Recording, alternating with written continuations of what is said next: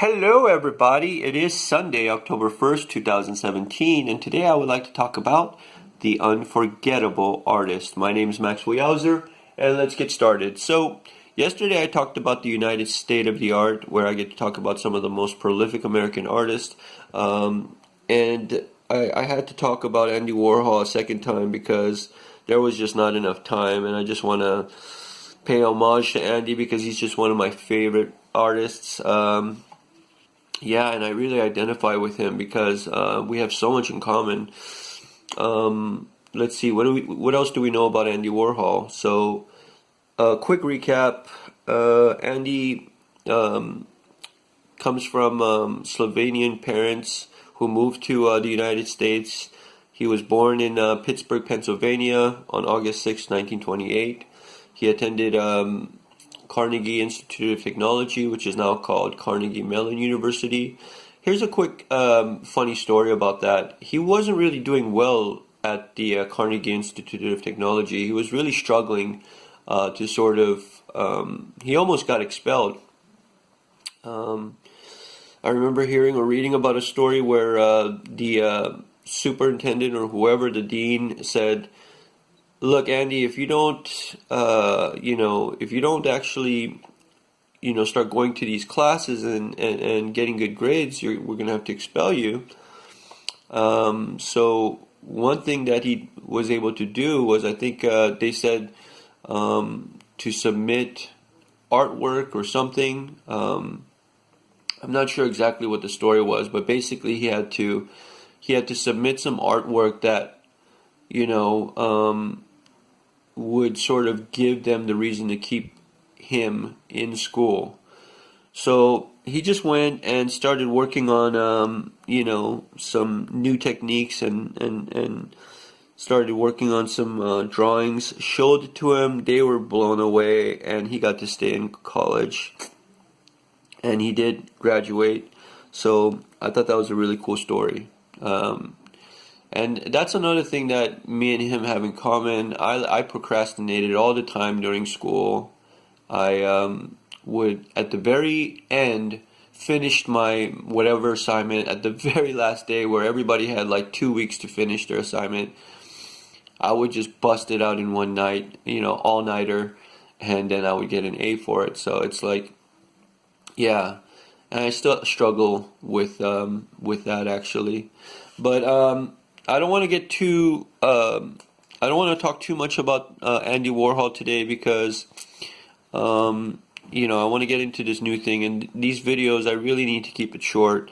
So, yeah, I wish I could talk more about Andy Warhol. Real quickly, there was something I wanted to say about Andy's signature.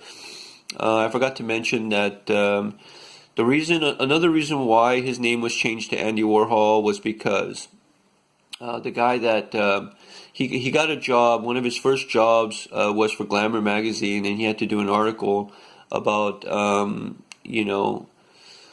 something. The article was called something like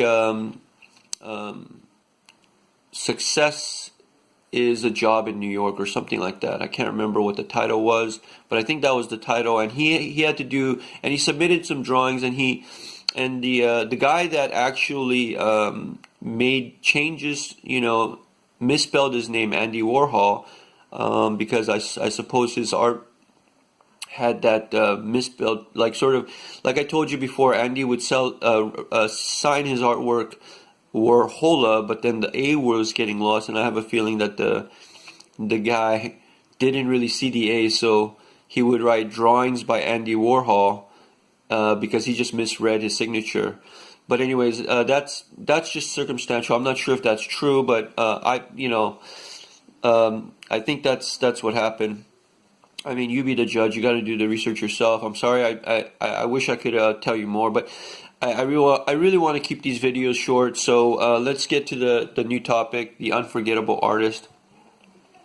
So how, when I see this word unforgettable, the first thing I see is table, right here, table. And so you have to ask yourself, if you don't, if you want to be an unforgettable artist, what are you bringing to the table here? You know what I mean?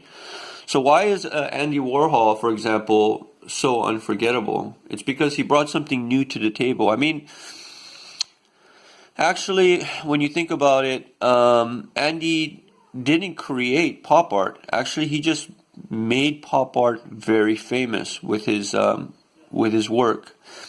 So he brought something. He brought himself to the table, basically.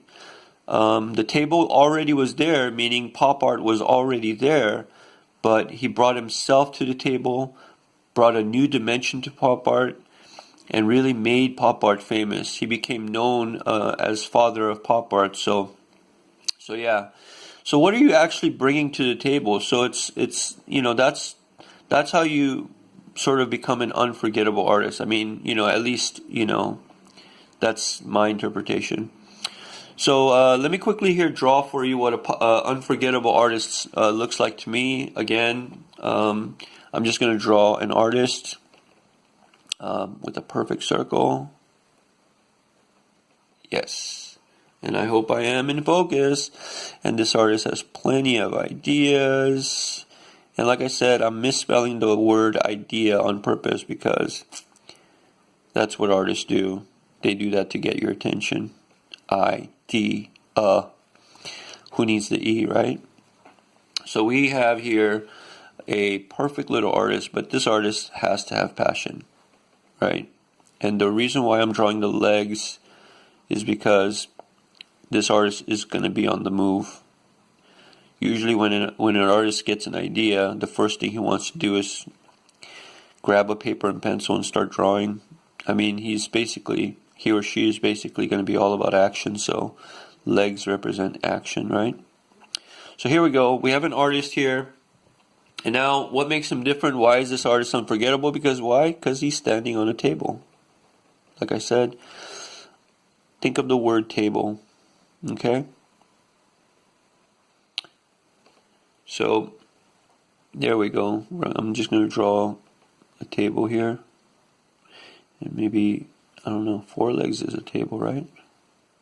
There we go. I'll draw a round table. Again, a perfect circular round table.